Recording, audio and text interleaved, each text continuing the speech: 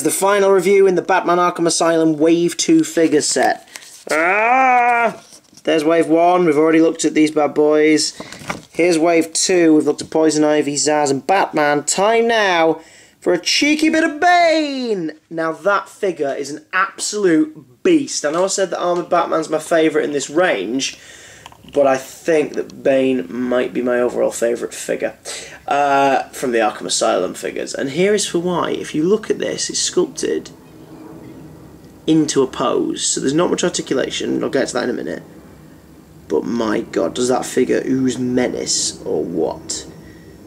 Now Bane is the man that broke the bat, famously appeared, I think it was the Nightfall story originally, snapping Batman in twain, snapping his back, and crippling him, and there's the whole Azrael Batman and all that, la la la. But the point is that this dude is brilliant. If you've only ever seen Bane in Batman and Robin, that blasphemous movie of which I will never watch again unless forced to at gunpoint, and even then I think I'd rather take my chances with the gun. Bane is not a mindless thug. He's an intelligent killer. However, the venom toxin pumping through his veins does mutate him to such a way that he becomes a hulking brute. Doesn't mean he's dumb. But he does appear to be a little bit more feral in Batman Arkham Asylum, where we find him trussed up in the bottom of the asylum at the very depths, having been experimented on, his venom formula tested, and new formulas tested on him as part of the build-up to the finale plot. So, we have this cheeky man here, Mr. Bane, and in the game you literally have to, it's the whole sort of classic, he charges, you run, catch him when he's unaware, beat him up, etc, etc. I think he gets knocked off the pier by the Batmobile in the end, that's how he's defeated. The figure is, randomly, I've just realised, every villain in this set, Bane, Poison Ivy and Zsasz, are barefoot. I think Quentin Tarantino might have allowed this range to be made. Anyway, the point is that, especially Poison Ivy, the point is that Bane is beautiful. He's very minimally articulated. He's got a ball-jointed foot, but it's very stiff up there, so I don't want to risk it, but it can twist at least. He twists at the thigh, so you can have him in slight different poses. He twists at the waist. Look at all them veins. He has a very minimally ball-jointed head, which is kind of restricted by all the pipes and tubes, which when you get it, are separate from him. You have to plug them in, so you can have him without them if you like, which is a nice feature.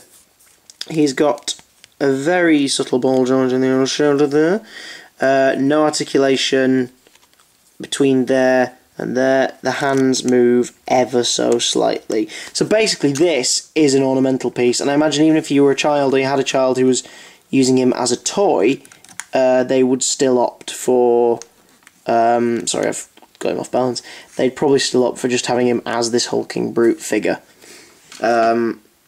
He's brilliant, so looking from all sides. The detail is phenomenal. I mean, this is much bigger than the Bane of comics. The original Bane is just a big man, but this is a hulking brute with a gigantic tank of venom on his back, pumping through him. It really fits into the scary, gothic Arkham Asylum game look, being all sci-fi and gothic at the same time. I love how Zsasz is peering out behind him going, "What's up?" And Batman's just blocking his own shot. What a fool. But, yeah, so this figure is brilliant! Now, again, I have to mark for articulation. The detail is phenomenal. I have to mark for articulation too, though, and because it's minimal, it does hamper it. However, with a figure this big, you have to take into consideration the fact that to give him too much articulation would ruin how perfect this figure is as a display piece and as a basic toy. So, with that in mind, I'm giving Bane a 9 out of 10. Yeah, I said it. A 9 out of 10. It's a brilliant figure. A brilliant addition to the Arkham Asylum range, and a fantastic piece to finish it off. So there you have it. We've got Bane, Armoured Batman, Victor Zsasz, and the ever-lovely Poison Ivy. What a brilliant set. Absolutely fantastic set. Great successors to Batman, Joker, Harley Quinn, Scarecrow and Scarface from the last set. It's a great second set. It makes me wonder if there would be a third release. What figures could we have? We've not had Killer Croc, for example. We've not had any of Joker's thugs from Blackgate. They'd make quite cool figures, I think. I don't know, give me your suggestions in the comments below. Let me know what figures you think should appear in a future line, or should we just wait for Arkham City? Okay, team, that was it. Let me know what you think in the comments below, whether or not you want to buy the figures. If you want details on where to find them from, I'll find out and let you know. That is it. Peace!